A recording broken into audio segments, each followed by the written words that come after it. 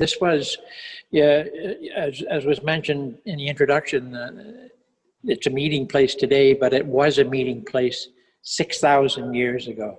It really lays at the hub of a vast communications and trade network that peaked about 1,600 years ago. So we'll get into that as part of the presentation, but I wonder now if we could begin the slideshow, because I have a lot of slides. We'll go through them pretty quickly so I can explain where we are.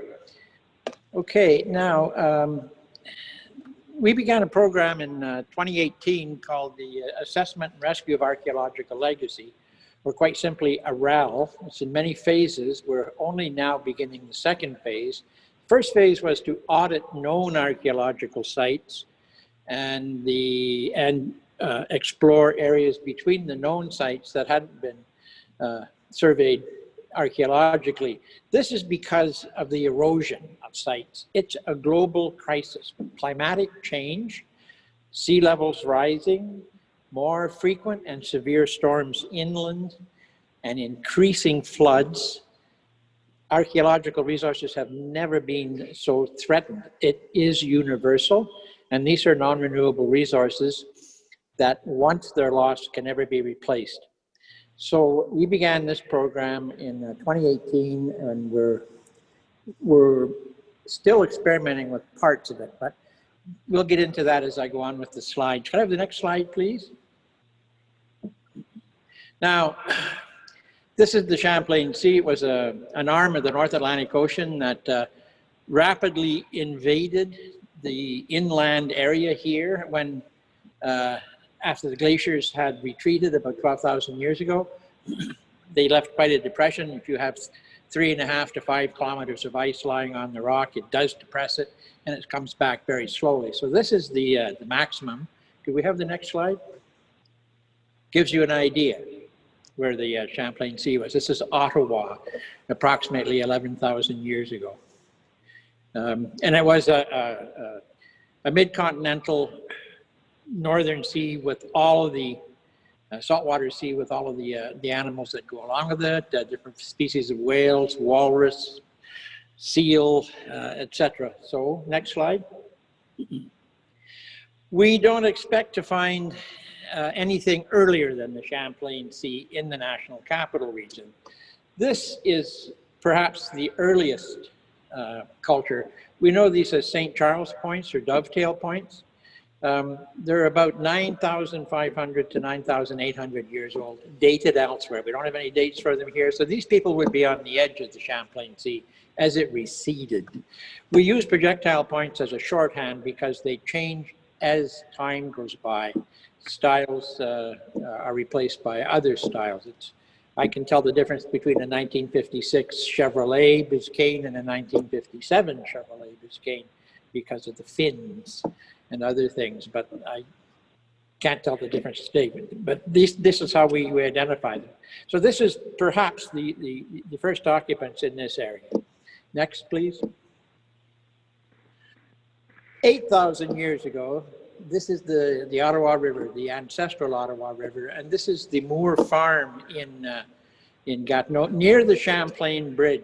The Champlain Bridge would just be a short distance to the left at the bottom. And on the 8,000-year-old shoreline, we've got another archaeological site. Please, get another one. Next slide. This is the kinds of materials that we're finding there.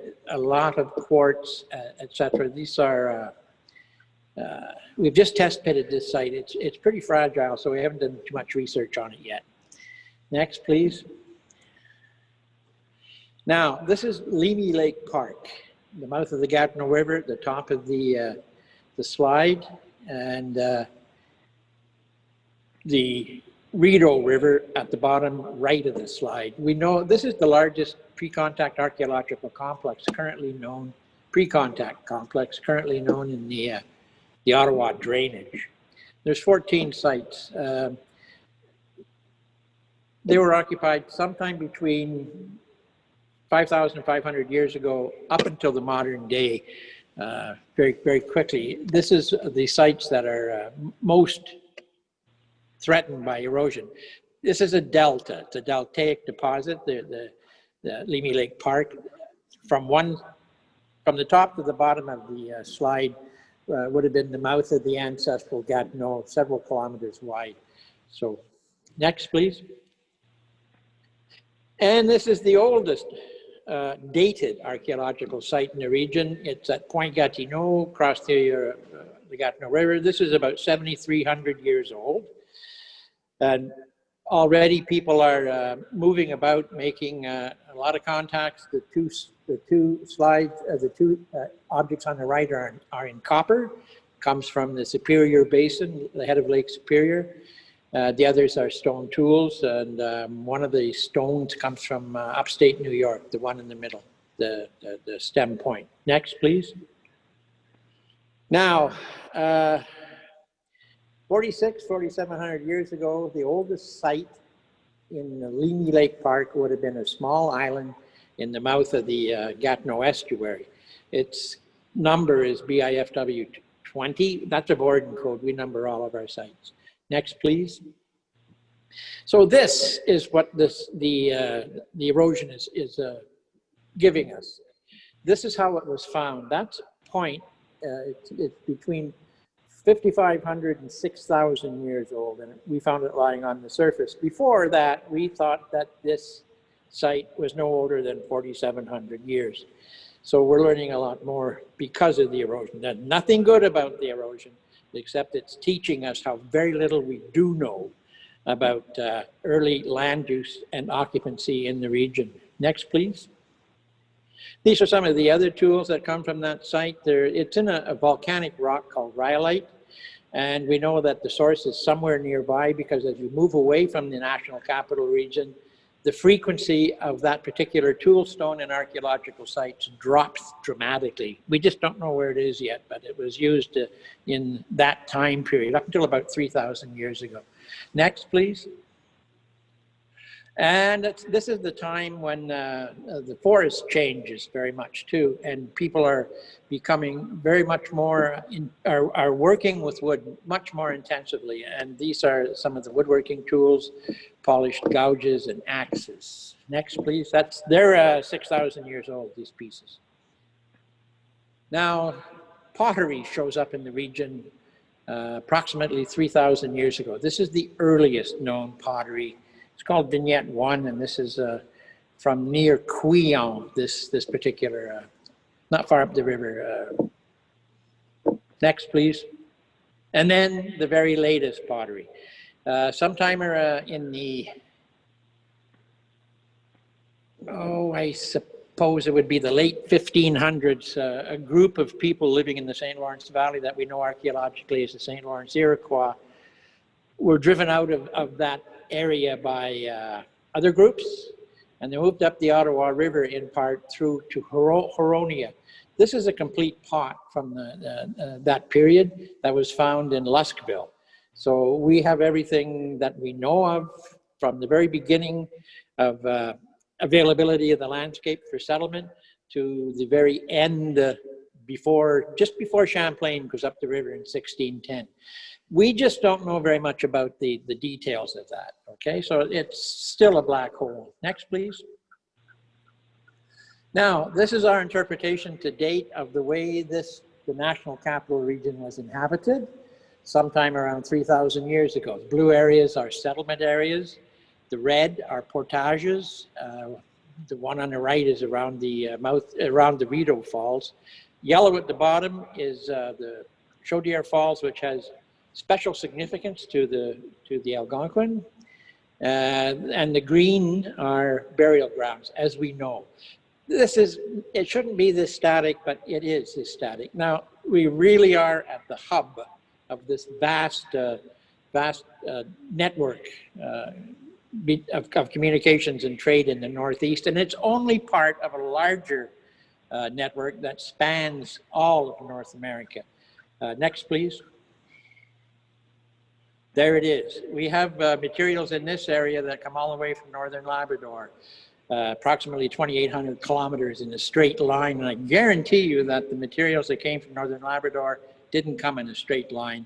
Also from Hudson's Bay, about 1,200 kilometers, from the head of Lake Superior, the copper from Ohio, Indiana, Kentucky, Maine, all flowing into this area over several thousand years because of its strategic geographic location and the orientation of the drainage basins. This is just starting to be known now, so we can't go too much further with that, but it's obvious. These are common finds in the region, exotic raw materials. Next, please. This is some of the raw materials that we're finding that tell us about the network. The brown stone is, we call the equivalent to flint in North America is chert. So this is Hudson's Bay lowland chert.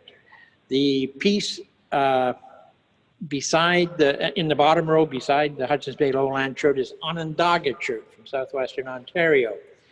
The piece at the far left is in a kind of chert called Selkirk, and that comes from northwestern Ontario. Next, please.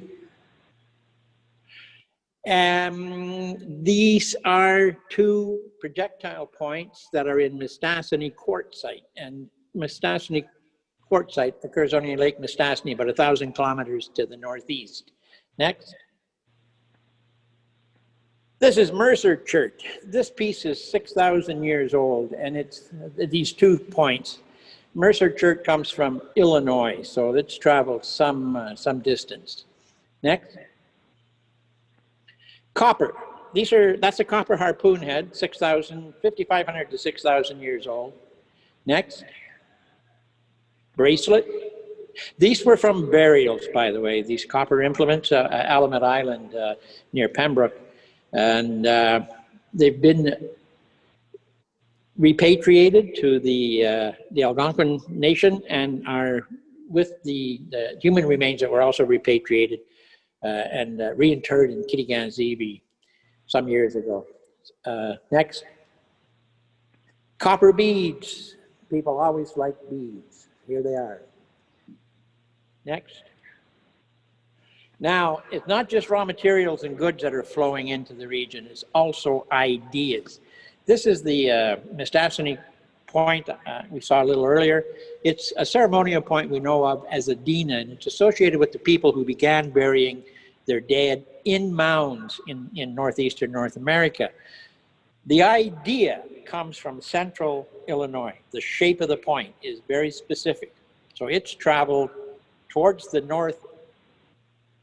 northeast, approximately 1,500 kilometers, but the Mistassini quartzite has traveled towards the southwest a good 1,000 kilometers. So this is where they met, the idea and the raw material, and they were crafted by the people who were here, undoubtedly Anishinaabe Algonquin.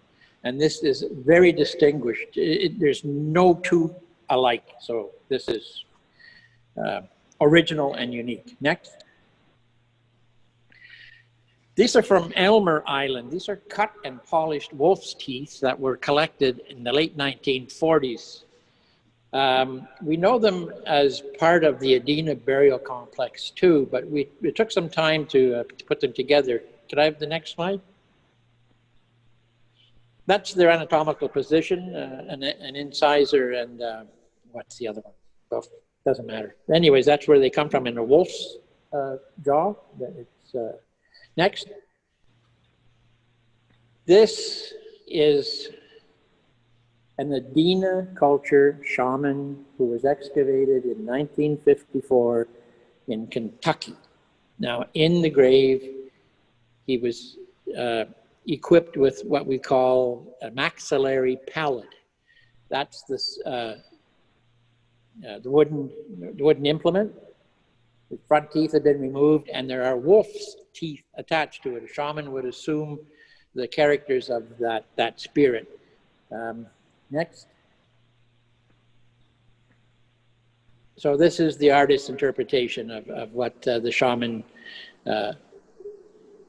may have been like when he was in his prime. Next. Okay, so the ARAL project, the Assessment and Rescue of Archaeological Legacy, Really focused on this part of the Ottawa River. This is where we know most of the sites. There's approximately 29 sites, very few on the Ontario side, most on the Quebec side for good reasons, slower current, more easily accessible. It's not escarpments, and there's more bays and places to easily dock in. Now, that's the distribution of the pre-contact sites. They go virtually all the way to the Canadian Museum of Civilization. But many of the sites obviously have been destroyed. You can see that this was a major meeting place, and during the summer, at its height, there may have been several thousand people here at the same time, congregating to exchange ideas, news, trade, look for a spouse, renew kinship, whatever. And these are the sites that are being lost today. So next, please. This is the kind of erosion. We'll go through this pretty quickly. It's a painful experience. These are, the next slide are the erosion of archaeological sites. What's happening is water level in the Ottawa River is controlled by the dams upriver and downriver. And it floods every year.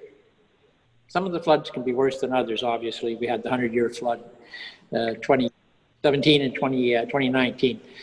What happens here is waves undercut the vegetation, and underlying sediments are silt and clay, and they wash away really easily. Next, please. That's another example. Those are live roots, by the way, the ones you see there. The gray is the clay, so you can see how it is really, really badly undercut. And then it slumps. In 2018, we lost 2 meters of shoreline at this site.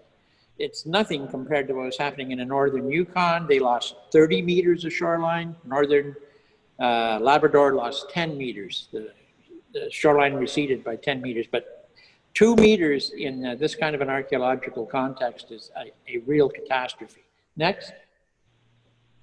There's another part of the erosion is undercuts the trees, and the trees tumble and away they go. The archaeological site or archaeological deposits go with the trees. Next. Another one. That tree that's leaning out over the Ottawa River, it's not leaning anymore. This year it fell into the river. Next. This is block erosion. Because it's clay and silt sediments, it's very, very compact, and the archaeological deposits are 1 meter deep. All of that silt and clay you're seeing there is archaeological deposit, and it just quite easily slumps once it's in contact with water. Next. And there's rapidly eroding silty sediments at another one of the archaeological sites. You can see the clouds in the water. Well, that's calm. When the waves are moving, it's you can't see the bottom of the water, the bottom of the river. Next. And that's more slumping, but this time I wanted to show you how different densities of silt clay are eroding. Under the bar scale, there's a deep cavity that goes back about 2 meters into the sediments. And near the red tape in the center of the photo, that's an eroding hearth. That's a fireplace. We've got a date on that fireplace. I excavated it in 2018. We have a slide further on about that, and we've got a date on that. That's 1,800-year-old hearth. Next. More erosion, and you can see this is two kinds of erosion: sheet erosion in the foreground, and then block erosion in the middle of the slide. All those rocks, by the way, that you see there are cultural features, pre-contact cultural features that have been displaced. Next. And that's just another view of the same kind of erosion. Different sediments. We have different layers of clay. This is at the lowest water level in November. along the Ottawa River. The clays that you're seeing right on the edge of the water are the later clays that were deposited by the Champlain Sea, so there's nothing earlier than that. Next, please. Now, ladies and gentlemen, what you're looking at here is the equivalent to an archives burning to the ground. Each one of those dots represents a concentration of pre-contact artifacts that have been collected on the surface. This is 2018, and just from these sites alone, there was 30,000 objects picked up. Most from the site in the very center of the largest site in the very center of the slide. Next, please. So, the green represents the artifacts collected in 2018. The yellow and red represent the artifacts we collected in 2019. Another 12 to 14,000 artifacts from the biggest site in the center as well. It's just phenomenal how rapidly this material is being lost. Next. Another look at it. It's hard to see the distribution from those maps. So each one of those dots is a concentration, anywhere from several artifacts to 300 or 400 artifacts. We collect them according to a GPS registration, and we collect them within a radius of, say, 2 meters, and then we take a reading. We're just beginning to process these artifacts now. Next, please. And that's the red hatched areas are the limits of the archaeological sites as we understand them. So it's just the river's edge that they're really eroding on. And as the erosion happens, the sites are growing in size. So again, we're learning so much more that we shouldn't be learning actually, but we are. So next. And there it is again. That's the biggest site. That's the site we're working on most intensively. And the yellow and green are 2018 and 2019. And there's roughly 45,000 artifacts represented in those dots. So next. Same thing, but on a different map so that you have a little, a clearer image. Next. So here's the results.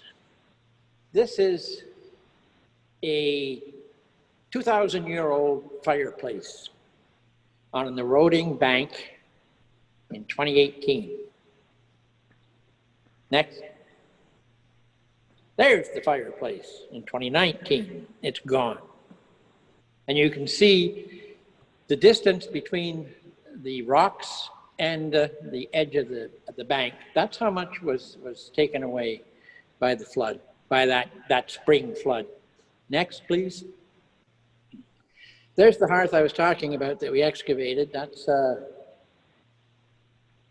before we excavated, I think. No, it's after we excavated. Yep. And it's right in the clay, and it's gone now as well. Next, please. That's another shot of it. That's after we excavated it. So there's artifacts there. The gray dots, one by the gray pieces are stone artifacts, but they're not very clear. Next. This is a scatter of several thousand artifacts on an eroding beach. Most of the stones you see there are in chert, local chert called Kichisipi chert, and tools as well as waste products from tool manufacturing. And you can see the erosion in the top of the slide. Next. There's a concentration of artifacts, the gray pieces. Next. Another concentration of artifacts. So it's not just the artifacts that are being displaced, but cultural features, such as the hearth and stone-lined pits, stones that were used to hold down the skirt of a dwelling. They're all being displaced, and it's taking away the settlement data that is so essential to an interpretation of the way the space was organized. And from understanding the way people organize space, we think we gain insight into cultural behavior. So next, please. Pottery. That's 1,800-year-old pieces of pot that are eroding right there. Next. These are some of the tools we're picking up, some we've never seen in the area before. I think I've mentioned that. I can't get over this because we just know so little. Those are projectile points. Some are arrowheads. You see how small they are? They really are small. It's a part of this, this is called middle woodland. And we're only learning now that they had a very, very miniature component to their material culture. Next, please. Small scrapers. If you can see, well, the yellow highlights show the working edge that had been uniformly retouched into an even convex surface for scraping, and they're very small as well. I have some with me that I'll show you when we're finished, when Albert's finished talking. Next, please. Graving tools, again, very small. We don't know what these were for. We have ideas, but that's it. Next. Pottery. We're finding styles of pottery displaced and eroding on the surface that we've never seen in the region before, and I'll show you more of that in a minute. Next, there is a pot. I have that with me here. We'll look at it later. That's a kind of pot that's been radiocarbon dated in central Ontario to between 1400 and 1600 AD. We found it eroding. We were going to lose it, and well, I had it radiocarbon dated from sediments I scraped from the interior, and it comes out to AD 1530, so it's right where it's supposed to be. But we've never seen this style here before. Next, please.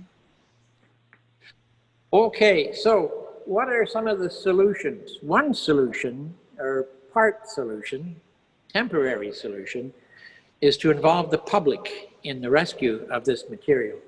This is a public dig that I hold every year at this particular site, the largest one that's eroding so badly. 10 days we can draw 800 to 1,000 people, and it's very, very enriching because they're learning about something they've never seen before, and so are we. Next. That's another shot of the dig. The sediments are quite, the deposit, that's fine, that's good. That's, again, the public. These are all just local residents, or some come from a good distance away, as a matter of fact. There's two people in that slide that came from Montreal just to dig. So next. This is what we're missing when we pick up the surface material. We're not getting the context. The context is so essential to interpreting relationships. That's a hearth. That hearth is somewhere around 1,600 years old. And it's in situ, it hasn't been disturbed. If you look to the lower right, you can see the burned ashes and some of the charcoal and some of the fire-reddened earth that went along with this hearth. Next, please. There's another hearth. That one's that's deeper, so that one's somewhere around 1,800 to 1,900 years old. Again, you can see the fire-reddened earth associated with part of it, and then there's a charcoal concentration on the left-hand side. Next. More kinds of hearths. These are just identified by the distribution of the charcoal concentrations. No sense looking for new stones to make a hearth every year. Just take the ones that are there and build a hearth a couple of meters away. So this is, again, very important to context and to understanding the distribution of the artifacts in a settlement pattern. Next. And another hearth, the reddened soil. Next. Pottery in situ. It doesn't look like much, but at the tip of the trowel, you'll see the earth is more reddened and at the same time above the bar scale. That's 50 centimeters. So this is part of a hearth complex as well. Next. And then there's this point. This is made in a another kind of rhyolite that comes from Abitibi. That little point is, somewhere around 2,000 years old. But it's in situ. So next. Good. This is the end. This is the last slide. And I like to end with this one because it says so much. It's a soapstone carving of a turtle. And it was donated to the Canadian Museum Canadian Museum of History in 1929 by the Reverend P.A. McEwen, 1928, okay? And he found it on the shoreline near Arnprior. This little fellow's been around the world, okay? In 2007, the Canadian Museum of Civilization hosted a unique exhibition from China called Treasures from China. And the condition was that Canada mount a museum exhibit in China for the Olympics. Well, we don't have treasures in archaeology. We don't consider them treasures. We're about 100 years behind, if not more, every other country in the world when it comes to appreciation of archaeological resources. So this was part of the exhibit, and it was chosen because it's really unique and expressive. There was about 150 pieces that were chosen from the archaeological and ethnographic collections in the museum. They couldn't think of a good name for it, but they thought symbolically that we would call these things master works, and I think that's very appropriate. I think it's much broader and meaningful than just the simple word of treasures.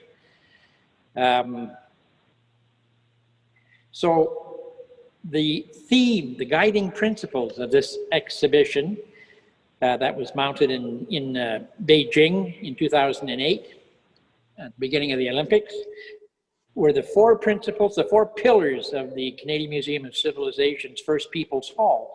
And these are, we are diverse. We have an ancient and ongoing relationship with the land. We are a people of the present. We contribute.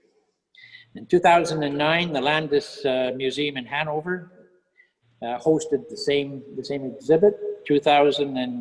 Later that year, it was in the Museum of Ethnology in Osaka. 2010, it was in the Anthropology Museum in Mexico City. That exhibit, the Master Works, is still circling the world. I don't know where it is right now, but it's an extremely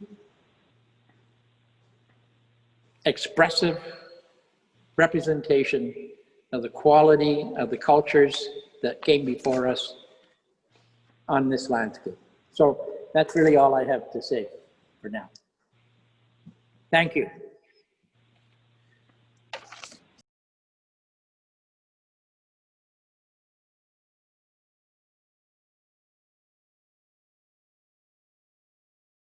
First of all, Ian, I want to say how grateful I am to you for your obvious dedication you have to this work. You know, it's.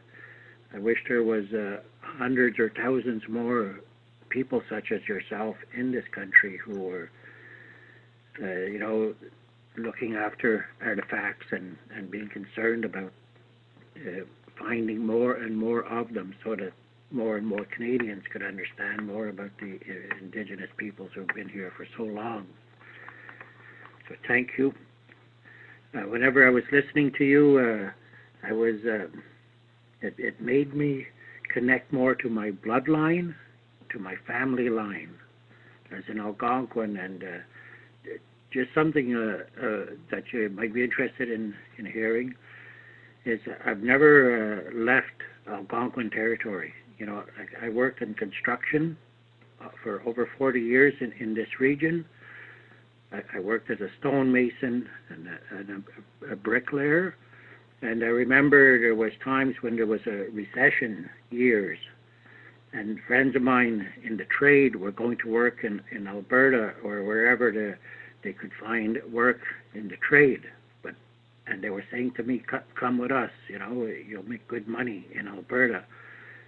but I stayed in Algonquin territory, working for landscapers for 10 hours a day, 12 hours a day, 5.5 days a week for $6 an hour, where the other guys were in Alberta and making $24 an hour.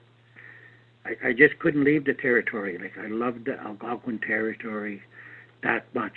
I feel connected to it. I feel a connection to my ancestors, and it's so good to see the slides and to see things of my bloodline.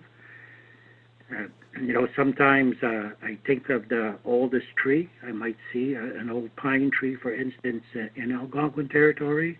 That the tree maybe lived to be 400 years, and then it died 100 years ago, and now it's laying on the ground, and it's almost back into the earth, right? It's it could be maybe 2 feet of it still left with moss growing on it, but I know that there's something there, that tree first sprouted to life before Europeans set foot on this part of the world, and to me, it's one thing to understand that, but then to see these items that you have, these artifacts, where they've been around for thousands of years, longer than that pine tree and longer than the ancestor even, of that tree. It's been so here so long, and whenever I see that turtle, or I see the other artifacts, I just love to be able to take something like that into my fasting circle. I do a fasting ceremony every flower moon, which is in May, and every moon of the falling leaves, which is in October. And I go to a fasting circle in the forest, and sometimes I go without food and water for anywhere from 48 hours to 4 days and 4 nights. And I just wish I could bring something like that turtle or another artifact into the fasting circle with me and just meditate on it, and who handled it before, why it was carved, what did that, all these things connected to that, and I would think of nothing else but that. I think about the my bloodline, and as you were talking, and about encampments and where food was cooked, and I was imagining, I was visualizing people coming to the shoreline in canoes, and I could see children at play, and I could see food being cooked in preparation for a feast, to honor something, maybe a change of seasons, or maybe a wedding, or whatever, because they had such a society. There's marriages took place, and I don't know for how long in the past, but I know there was great ceremonies to honor that, and I think about things like that while you were making your presentation.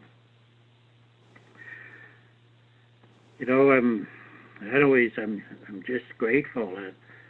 There's other things I want to say too, but I think I will let people ask some questions, and because I'll definitely have questions too.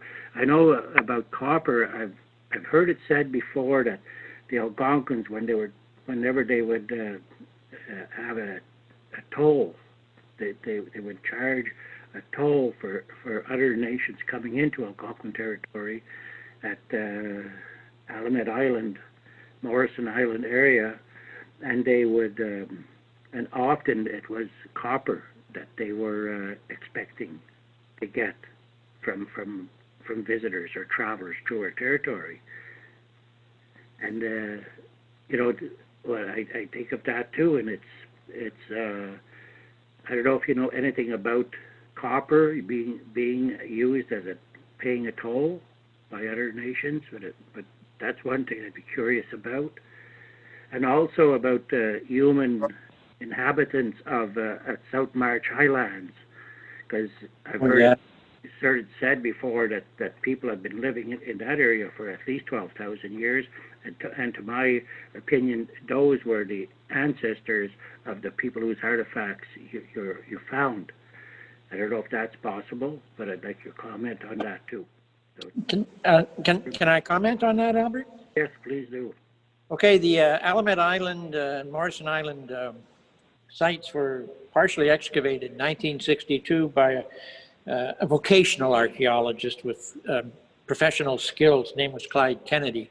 He ended up excavating a lot of burials that date back to 6,000 years. And most of those burials had as grave goods copper implements or ornaments or decorative items. Some of the ones I showed you, for example. Now, we know when Champlain first got to the island and met Tessawat in 1613, that would have been in August. Tessawat wouldn't let him go any further. Champlain walked around the island for a day, and then Tessawat gave his decision. We know that they were using copper and corn as a toll payment. But Kennedy, for example, in his excavation, I forget exactly how many graves he excavated. We don't do that anymore. There's absolutely no reason to do it. 19th century anthropology. There was more copper from those graves than all of the other archaeological sites in Canada combined. Mm. Now, one of the ideas is, okay, it's not only being used for many different ways, but the way you maintain the value of a commodity is you have to get rid of it, so you bury it. We know the Incas, for example, buried jade under their plazas, just to keep the value up. That's it.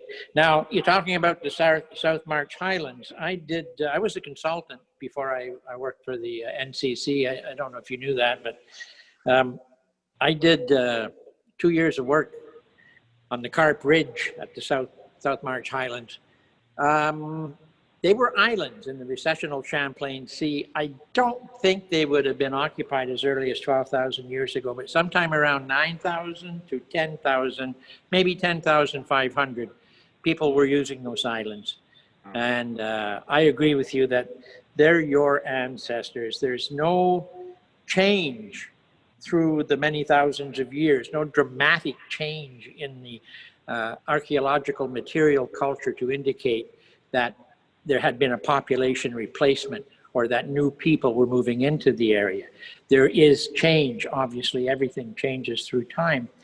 I used to be 40 pounds, so there's been a big change there. And I had hair. So I think that the population in this region, like the Anishinaabe Algonquin, have been here since, as Chief McGregor said, time immemorial, since the earliest possible time.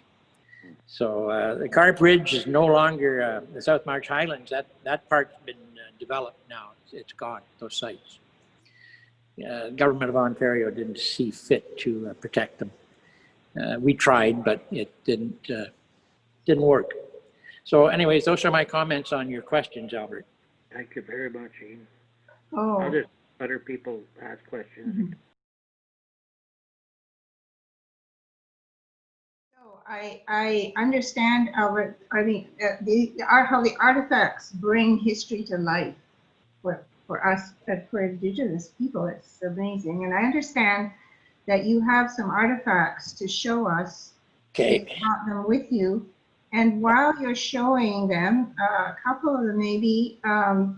We have several questions already into the chat, but if people can send their questions to me, Diana, privately, I will try to go through as many as we can. So I'll give you few moments to explain a couple of the artifacts, okay. And then we'll start the questions.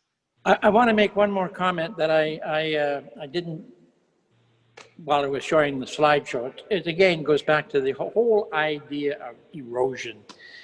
The erosion of archaeological resources is an utter catastrophe for First Nations. The Supreme Court of Canada and all of the superior courts in the provinces have proclaimed that in order for First Nations, Indigenous peoples, to share the resources and land with the larger society, they have to prove they were here before Europeans arrived. How do you do that if it's not through the coincidentally preserved artifacts? So the erosion of archaeological resources is the erosion of Indigenous rights. Mm-hmm. That just makes it all the more urgent that we need to intensify the collecting aspects of archaeology. It's not always the best way to go about it, collecting. We should take our time, but we don't have the time, not in this region. So let me show you, I mentioned that one pot that was dated to 1530. Well, we've never seen that style here before, and this is it. This is the pot. I don't know how I get it there. We glued it back together. We have about 50% of the rim, so it's magnificent and new to science in the National Capital Region. Another pot that we just recently dated that was eroding on the surface this is late woodland, the first one I showed you, the way we categorized it in archaeology. This is middle woodland. They're made differently. This one was unexpectedly older than the middle woodland components at that one particular site. Very thin pottery, very unique. And this one's dated to around 1900 years ago. So the point in rhyolite that was eroded on the surface, this is made at least 5,500 years ago by somebody, and it's a privilege to be able to handle it. Albert, we'll talk about your wish to take some of these things with you, okay? Mm. I think it would be an experience too. This is the Adina point. Now this point, the larger point, which we call Otter Creek, that's for a spear. This is for a dart. This would be with a throwing board. That's the one in Mistassini Quartzsite with the Illinois aspect in terms of its shape. This is an arrowhead. Well, and this is what's typical of that culture in this area. Some of the other things that are really representative of aesthetics and the sophistication of the culture. We have such simple and mundane objects as a whetstone or a sharpening stone. This is one. This is 2,000 years old. It's perfectly symmetrical. It's intentionally shaped. And it's in a kind of a sandstone that's very hard. This is, somebody liked it, that shape. We have a pendant that the Ottawa River washed out. This was found right in the water. This pendant, it's reminiscent of pendants that were being made in Ohio and Illinois sometime around 3,000 years ago. The hole in it has been drilled from both sides with a bow drill. This is a bow drill. We don't find these things very often complete. So it would be attached to a stick and then a handle, and then the bow would move it in a rotary fashion like that. What's good about this piece, although it's damaged, it has two little divots, two little holes near the drilled hole where the drill skipped. So it personalizes it. It makes it more, if you want, recognizable as human, the mistake. This is another blade. This is a small knife in the Mistassini Quartzsite, really sharp. These things are ergonomic. They're made to be held. So when you do touch them, you're not only in contact with the knowledge of the tool maker, but you understand how it works. This is a knife. This is a little knife in quartz. So, scraping tools. This is in Hudson's Bay lowland chert. That's the material that comes from Hudson's Bay. Quite nicely, would have been hafted, would have been handled here. Very small too. So those, and this piece now, they were making big clunky tools for functional reasons. This is an axe. The corner here is broken, but it's a pecked and polished stone axe. And this could be no younger than, no more recent than 5,000 years. Okay, this, yeah, so, yeah. That's just a few of the pieces. I will show you some other kinds of pottery that we've never seen in this region before that we're picking up in the eroding surfaces. This one has a crust, or indentations that were made with somebody's fingernail, thumbnail, for decoration along the edge here, just like a pie crust. We've never seen this before. This kind of decoration as well, different. So we really aren't very knowledgeable in the details of what's been happening over thousands of years in the region. We've never done the research. We can if we have the will, and we need to do it now. Okay, so if you have questions, I do tend to get I can see how passionate you are, and it's wonderful. It's great. So I'm just going to start at the top, and we'll get it through as many as we can. I'm cognizant of the fact we are supposed to end at 9. So I'm not going to be able to ask every question that's in the chat, but I'll try my best. So I'll answer with a word. How's that? Yeah, one of the questions, and I think it's related to some of the other ones. What should we do if we find an object on the shoreline? And what should we do if we find something we think might be an artifact? Okay, there is no federal law in Canada governing archaeology. So if you find an artifact on federal land, shamefully, you can just keep it. Okay? If you find it in provincial jurisdiction, there are laws. Every province has a Heritage Act. So the right thing to do if it's on federal land is to take it to, and even if it's on provincial land, take it to the Canadian Museum of History and ask to have it looked at. They'll give you, they're civil servants. They're very good. They love it when people come and ask questions. So they'll give you an interpretation of it. They might ask you to donate it. That's all they can do. At least they'll take a picture and put it in their records. They'll ask where you found it and where you got it, what you plan to do with it. I have a lot of people come to me. I get, I don't know, 3 or 4 times a week, somebody sends me an email. They found this in the river. They found that in the river. And I do my best to reply. It's very hard to identify artifacts over the internet. So sometimes, even during COVID, I've asked people if they are available to meet me, and I'll give them a better interpretation. So maybe that's wrong, but I can't resist. So, you're not supposed to keep it, but if you do, there's no penalty. Okay. So next question is about how are the sites being respected according to protocol when you're doing the digs? And that's the first part of the question. And the second part is the naming system that's being used okay with the local Indigenous people? Well, we have a protocol for the co-management of archaeological resources with the Algonquins, Pikwakanagan First Nation, and the Kitigan-Zibi Anishinaabe. It works. It was developed in 2012 after 2 years of pretty reasonable discussion, and the Algonquins are fully involved as much as they can be with the archaeology we're doing. According to the protocol, we inform them of everything we do, invite them.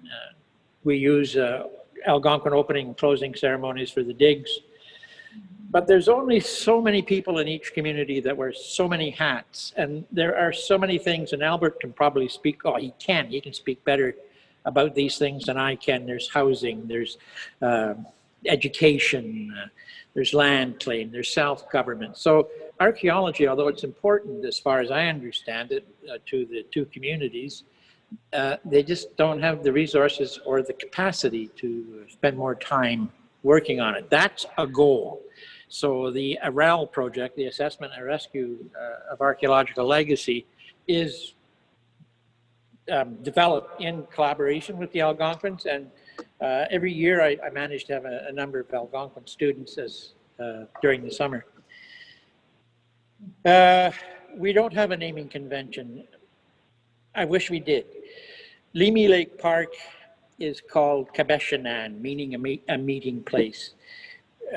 What we use is so-called Borden code, which is a uniform site designation code for all of Canada. It's letters and numbers. So you have squares and smaller squares, latitude and longitude.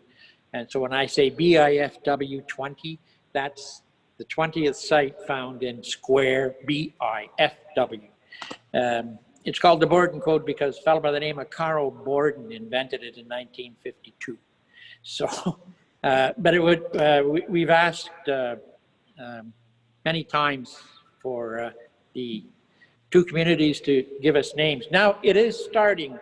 In Leamy Lake Park, there was a new bridge built a couple of years ago, and it was youth in Kitigan-Zibi that did the research. They asked me questions. They went through a number of processes and finally named the bridge Mawandosik. We didn't have an opening ceremony this year. We put up a really nice stone landmark that was designed by the youth as well, the high school students, but no ceremony because of the health crises.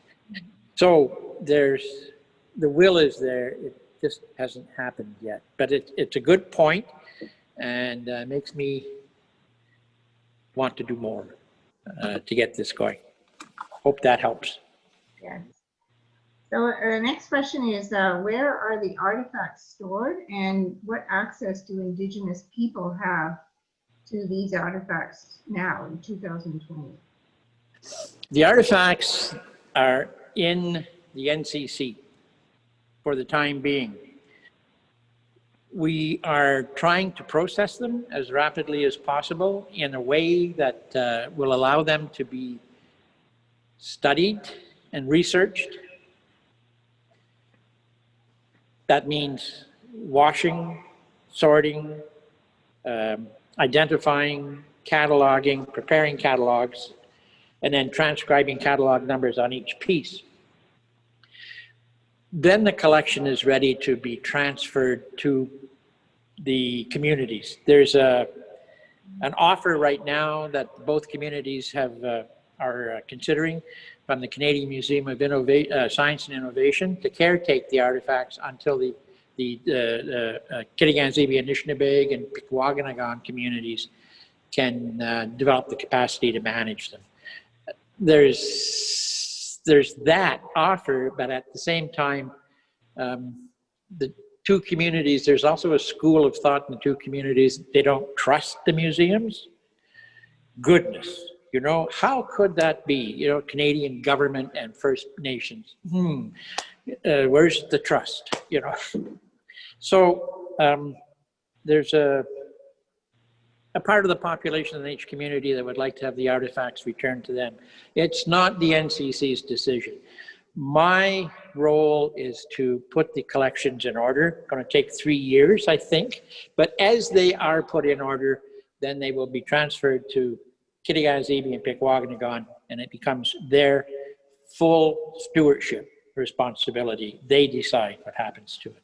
Hopefully, at the same time, we'll be able to assist the two communities in capacity building, so they'll be able to benefit from all the knowledge that these objects contain.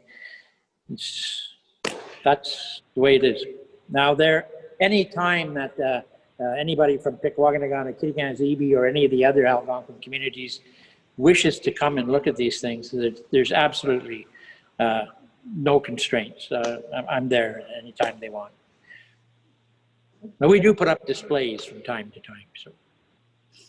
All right. So one of the things you've mentioned several times is the loss of the artifacts. What can we citizens, that's the next question, what can we citizens do to help? What, if anything? Well, yes, I think, no, I don't think. It's a fact that the management of cultural heritage resources is a collective responsibility. And again, Canada's far behind everybody else in community-oriented and community-based archaeological investigations. There's a thing in Scotland, it's called SCAPE, Scottish Coastal Archaeology and the Problem of Erosion. It's been ongoing for 20 years. The communities are actually on the coast developing skills and techniques and different ways of trying to protect the eroding resources. I would like to do the same thing here. It means making partnerships at all levels and in all regards. We can't do the job, okay? The NCC can't do it. It's just impossible. There's no way. I'm developing a strategy now that's going to allow us to selectively rescue certain parts of certain sites that have shown higher yields of more significant heritage value, okay? So a hearth is worth saving more than a place that doesn't have a hearth, in principle. So I can mentor, that's what I can do. So the more we can bring people into the process, the public, it really isn't rocket science. We could make it that way, but we don't have to.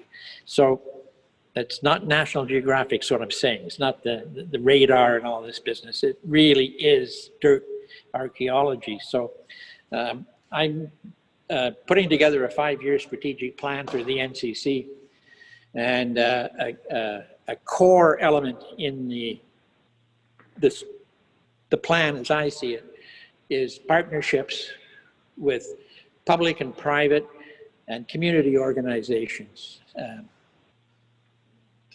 I hope we can start these kinds of partnerships or start negotiating the partnerships, putting them together this coming spring.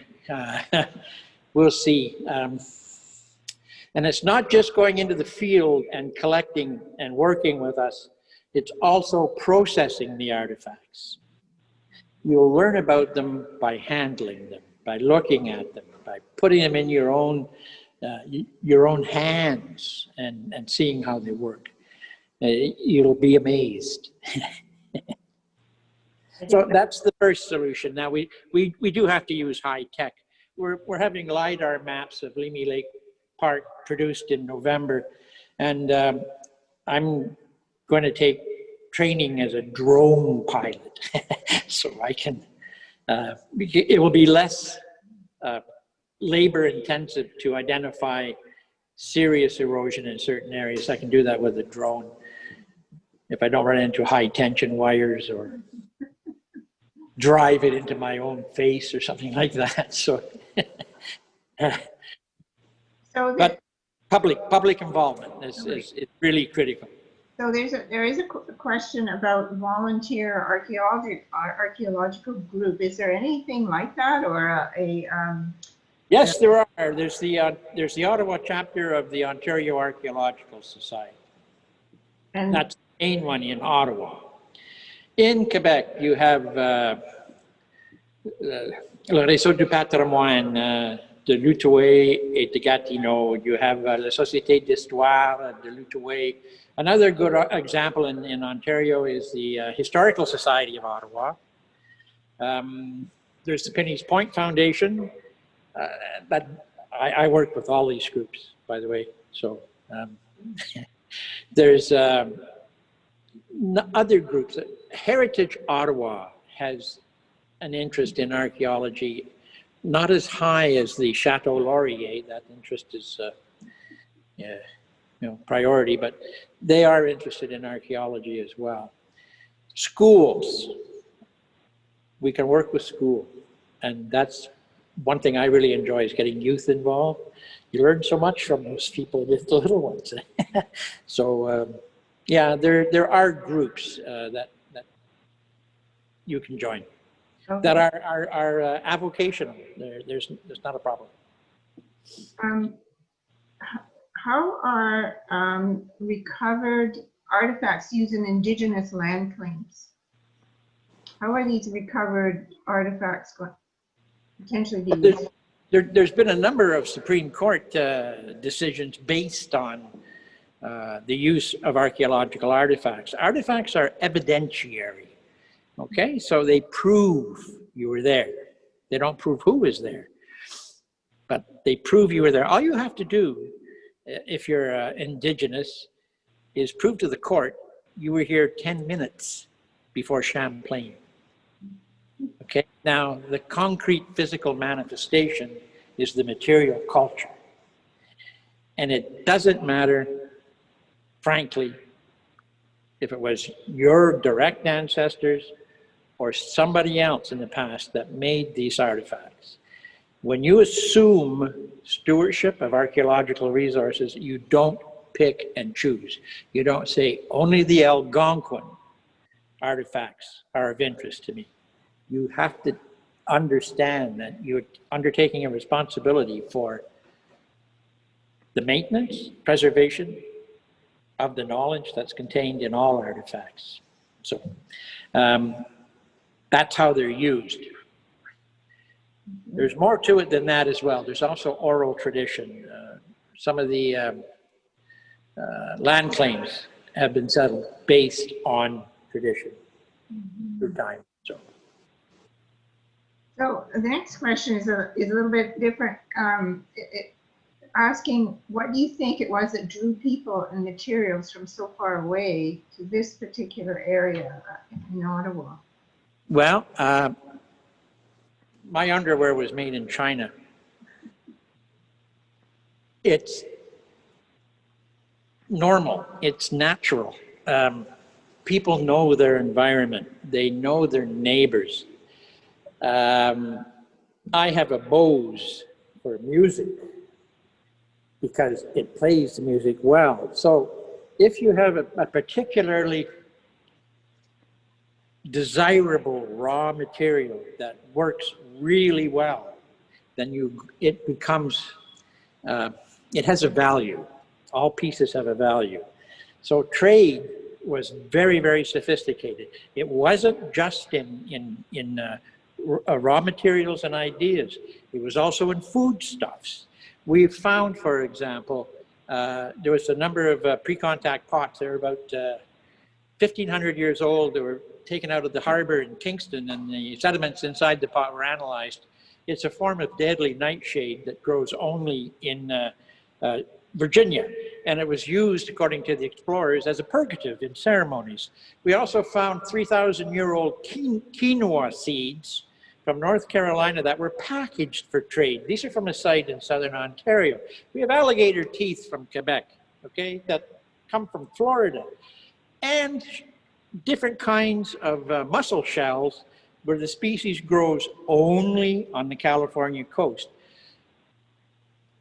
These people were really sophisticated. They knew what they were about. They probably had a better idea of who they were than we do. They were part of their society. The societies were very, very well organized.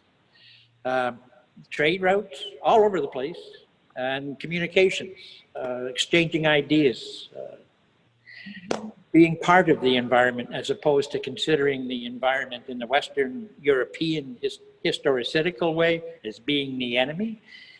You live with it, you're part of it. So there's also the spirit of adventure. We know that some of these people were traveling long distances just to see what was on the other side of that hill. We have that recorded. It really isn't, we have to look at it as as normal, really, trade and movement. There have been 2 slate bayonets found near Pembroke, and these slate bayonets were made by maritime archaic peoples on the Labrador coast about 3,500 years ago. What are they doing here? We don't know. We just don't know. They're so so sophisticated and rich in the material culture and trade that's going on. I guess that's the way, it's the way I see it anyways, that we have a lot to learn. So a related question, can you tell what nations were meeting in this area? And it's related to what you were just saying. Is it possible to tell? We don't know the language that people who made these tools were speaking. And as archaeologists, we want to deal with fact as opposed to, and data as opposed to innuendo. We want to keep archaeology as apolitical as possible. We know for a fact that the Ottawa River, Teechissippi, was a major highway. Everybody going into the interior went up the Ottawa River. Everybody going to the St. Lawrence went down the Ottawa River. The pot I showed you is Huron. Now, does that mean a Huron made it here, or was it traded to an Algonquin? Or did an Algonquin make it? We know the Algonquins were making knockoffs of Huron trade pots. Hurons were pretty good potters, and so why not make a Huron pot, you know? So, but everybody was going up the river and down the river. So we just, it would be wrong for us to say,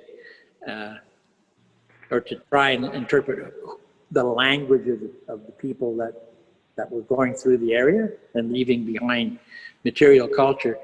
It's just quite simply, it's Anishinaabe Algonquin traditional territory, and we know that they're here. So.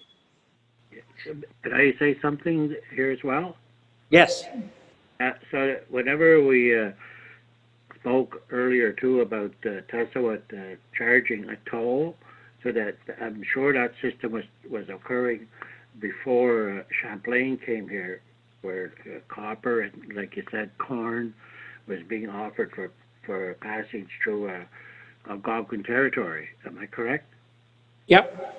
Okay, so let's say that whatever First Nations, or I don't know if there was any Inuit in the area at the time, but if they were coming through, they were whenever they came into the territory, whatever First Nation it was, because they were in the territory, they couldn't do what they wanted. Like, they were expected to behave themselves and respect the land and the fish and the birds and animals and the waters of our territory.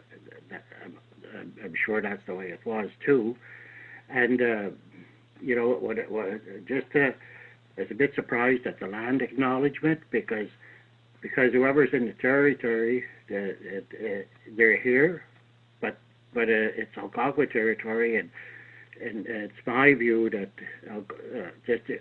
in Algonquin territory, it's Algonquins that should be acknowledged in a land acknowledgement, simply because like you just said tonight, you know, proving that, you know, for the artifacts that the Algonquins have been here for maybe 10,000 years, as you said, at the South March Highlands. So anyways, I don't know if that's important. I think it is, Albert. I think it is. Yeah. You're more than stakeholders. Put it that way. Yeah. Thank you. And I'm sure that the groups that were moving through the Algonquin ancestral territory understood the protocols and the ethics, and that they were here by courtesy of the Anishinaabe Algonquins. Exactly. I think we have some records of that in history anyway. Okay. Well, thank you, Albert. That was yeah, jumping in. There's a question about the pottery. What would the pottery that you've been showing being used for? Cooking or drinking, storage? Any idea about that? All three. Okay. Yep. We find great large pots buried in the ground, and they were used to store eels. Eel fishery was very, very important, not only in St. Lawrence and the Ottawa, but everywhere. The American eel migrates back to the sea, and they could take them in large quantities very easily at that time of the migration. We find a lot of the food residues in them. As I mentioned, the pots that were pulled out of Kingston Harbor had deadly nightshade in them, so they were used as a container, a medicine bottle, if you will. Cooking, storage. They don't transport well. There's a problem. They're brittle, so we find a lot of broken pots, and I think for transporting they would use birch bark baskets and bags made out of hides, things like that. They'd take the pots with them, but I don't know how many made them to the destination. So, but they're multifunctional, and they're extremely well made, but low fired. So they're not really porcelain or solid. They're very functional. So, and the designs mean something as well, whether it means being part of a clan or showing membership in a community. There's lots of theories about that. So there's a question about what can we do to advocate for the protection of these sites and legacy? It's a really, really good question. I'm not going to say write your MP because I blame the Canadian government for its lack of interest. I don't think they'll ever change. It's just not going to gain them votes by working to preserve archaeological resources, unless it's a piece of the original cross. Then they might get a few votes. But visibility, making the resources visible, like through news. I'll give you an example. I'm from Montreal. My goodness, Montrealers are, well, okay, they're Montrealers, but they're really aware of what's going on in the city. There's archaeological digs going on all over the city every year. At Drummond Street, at McCord Museum, the Old Port, Pointe-à-Calière, they're all over the place. And you can rarely pick up a Journal de Montréal or a Montreal Gazette where there isn't an article on a dig or an exhibition or an event involving First Nations.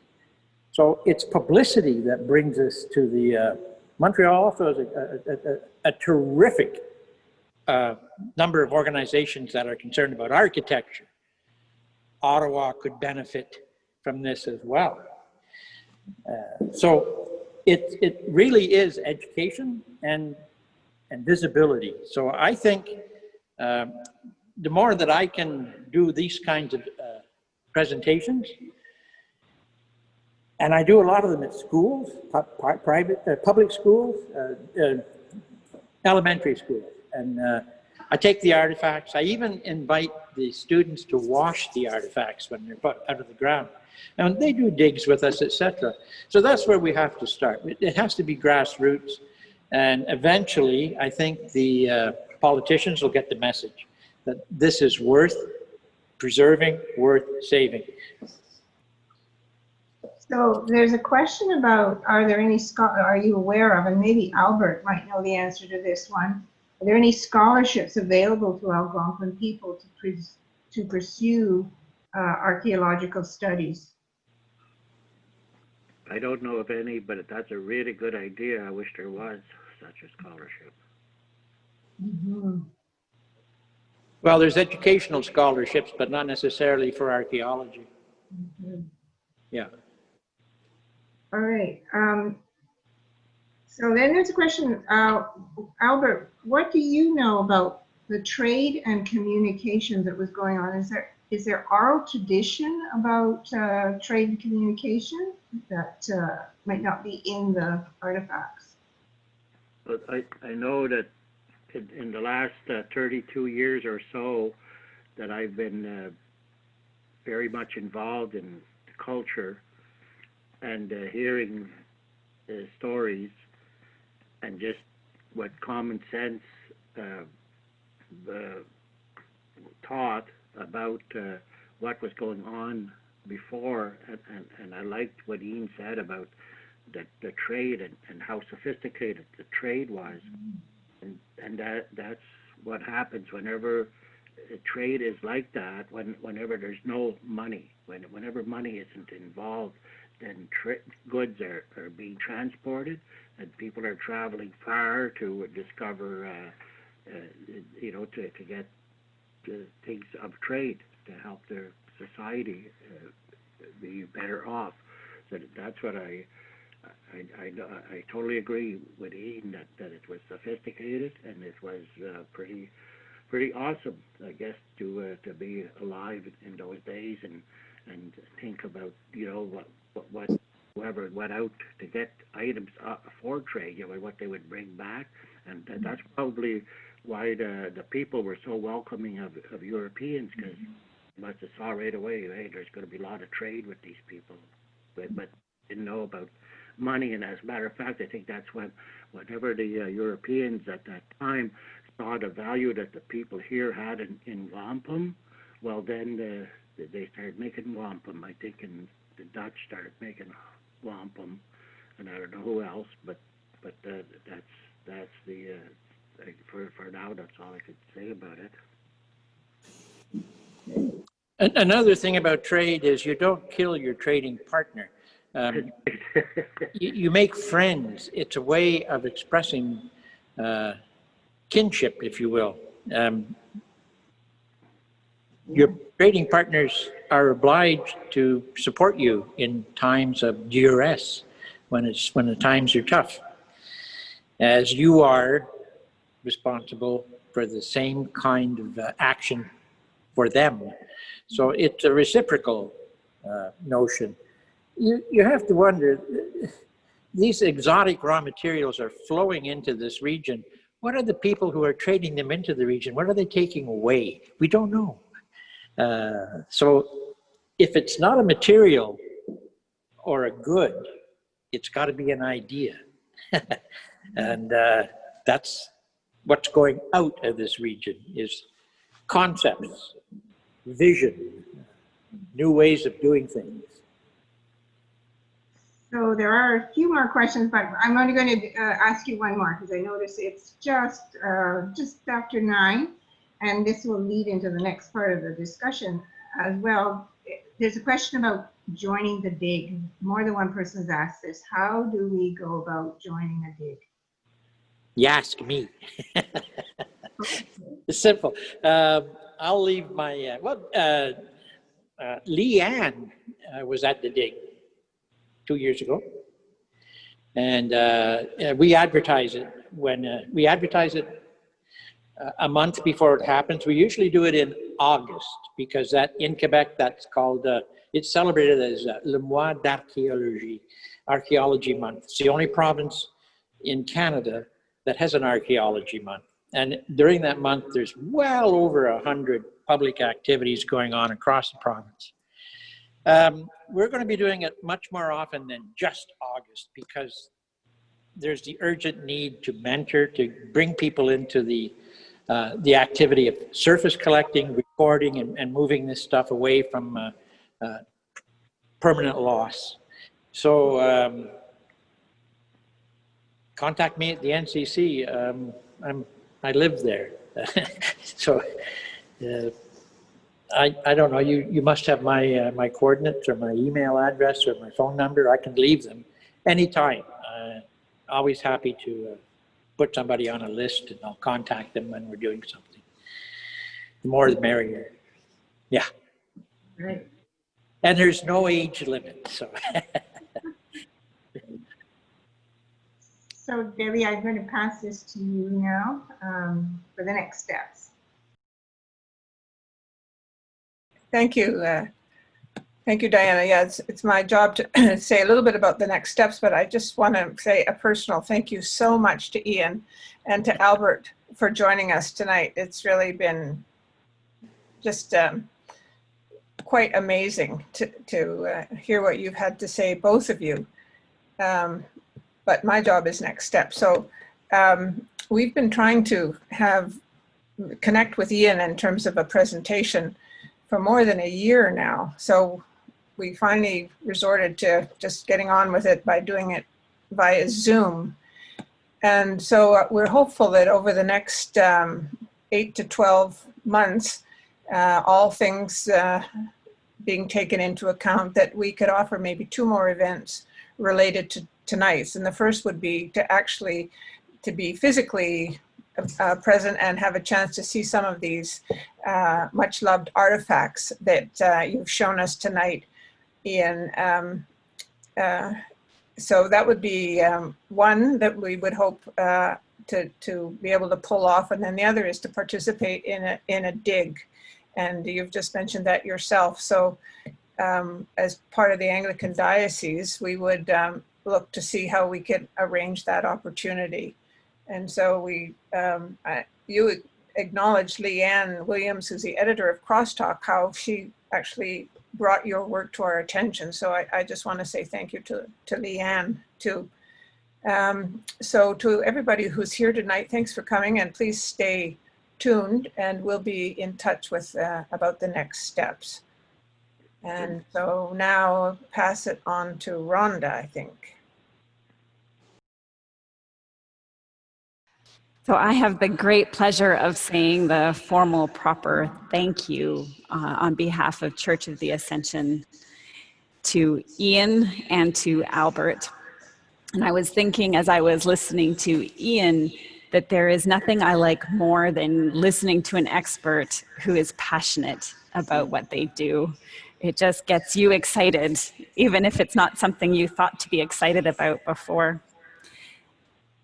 And even better than that is an expert who is deeply excited by how much they don't know.